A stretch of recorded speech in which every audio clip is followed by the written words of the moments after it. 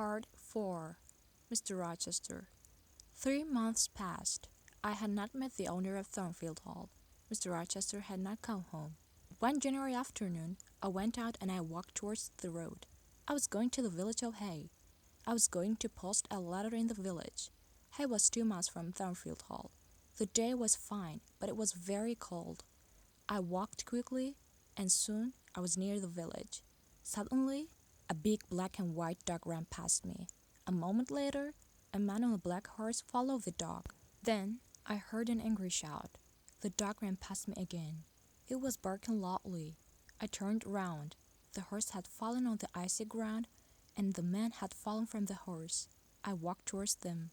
"Can I help you, sir?" I asked. "My horse fell. I've hurt my foot," the man said. The horse stood up. The man tried to stand up too, but he couldn't stand. He fell onto the ground again. The man was about 35 years old. He was not handsome, but he had a strong face. He had dark eyes and black hair. He wasn't very tall, but his body was powerful. "I'll bring somebody from Thornfield Hall," I said. "Do you live at Thornfield?" the man asked. "I'm the governess," I replied. "Ah, yes, the governess," the man said. "Help me, please." The man stood up very slowly, and he put his hand on my shoulder. He walked slowly towards his horse. I helped him. He pulled himself onto the horse. "Thank you. Now go home quickly," the man said, and he rode away.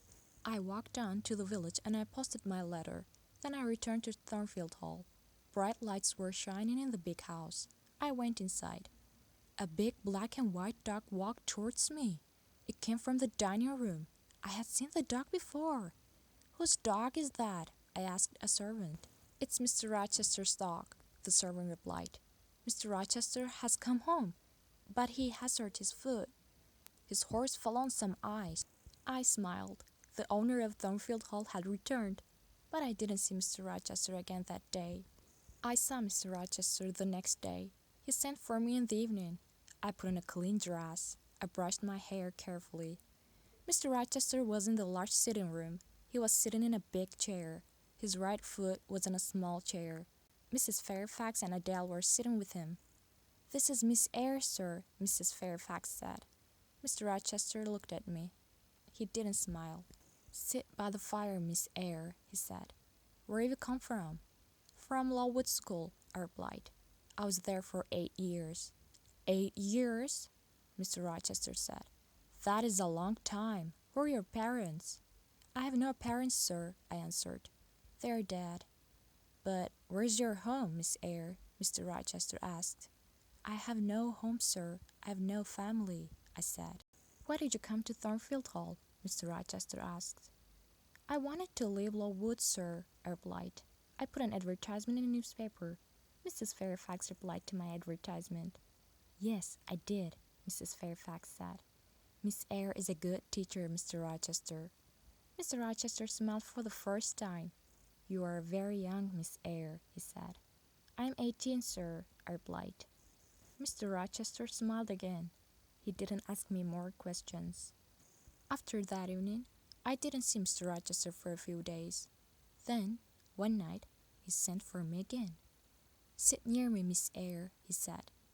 "Mrs. Fairfax will talk to Adele." I sat down quietly, but I didn't speak. The fire was very bright. I saw Mr. Rochester's face clearly. I saw his large, dark eyes. He was smiling. He was happy. After a minute, Mr. Rochester spoke. "Miss Eyre," he said, "you are looking at me very carefully. Am I a handsome man?" "No, sir," I said. "You speak the truth, Miss Eyre," Mr. Rochester said. "Look at me again. Am I a kind man?" "No, sir," I said again. "You are smiling now, but you are not always kind." "That's true," Mr. Rochester replied. "I have had a difficult life. I've met bad people. I've been a bad person myself. Now, Thornfield Hall is my home, but I hate this house. You are very young, Miss Eyre. You cannot understand me." "You are right. I don't understand you, sir," I said. I stood up. "Where are you going?" Mr. Rochester asked. "It's late. Adele must go to bed, I said. Are you frightened of me, Miss Eyre? Mr. Rochester asked. No, sir, I replied. But you say strange things, sir. Mr. Rochester smiled. Take Adele to her bedroom now, Miss Eyre, he said.